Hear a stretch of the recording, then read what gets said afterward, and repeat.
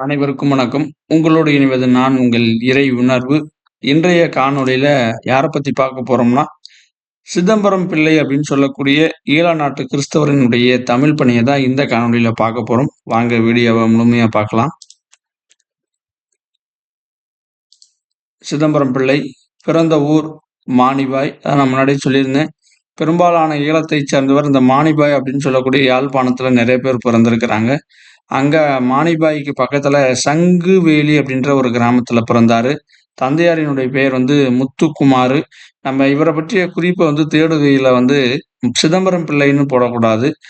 முத்துக்குமாரு சிதம்பரம் பிள்ளை அப்படின்னு நம்ம பதிவிட்டோம்னா தான் இவர பத்திய தகவல கொஞ்சம் நம்ம தேடி கண்டுபிடிக்க முடியும்.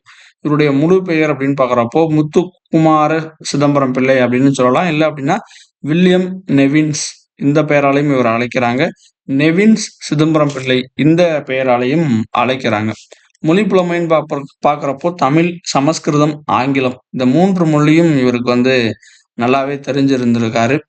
வாழ்க்கை குறிப்புகள்னு பார்க்குறப்போ, தனது 12வது வயதுல கிறிஸ்துவ மிஷனால் வட்டுக்கோட்டையில நடத்தப்பட்டு வந்த அந்த செமினரியில சேர்ந்து கல்வி கற்றாரு.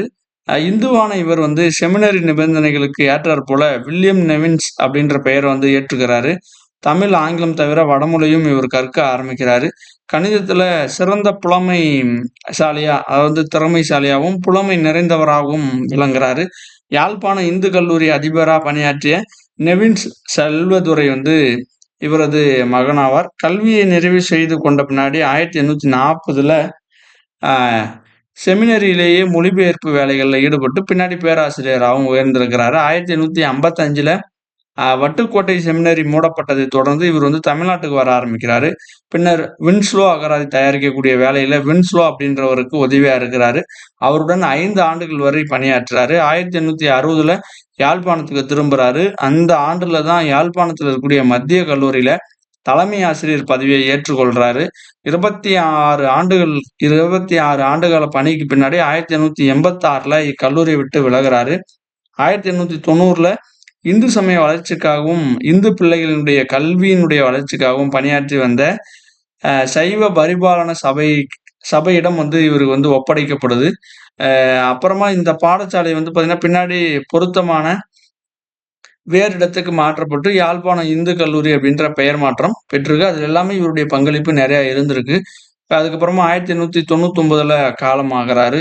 இவர் எழுதிய நூல்கள் அப்படின்னு பார்க்குறப்போ, தமிழ்ல தர்க்கவியல மொழிபெயர்த்து 1850ல வந்து நியாய இலக்கணம் அதாவது எலிமெண்ட்ஸ் ஆஃப் லாஜிக் அப்படின்ற பெயர்ல இந்த நூல வந்து எழுதி வெளியிட்டிருக்கிறாரு.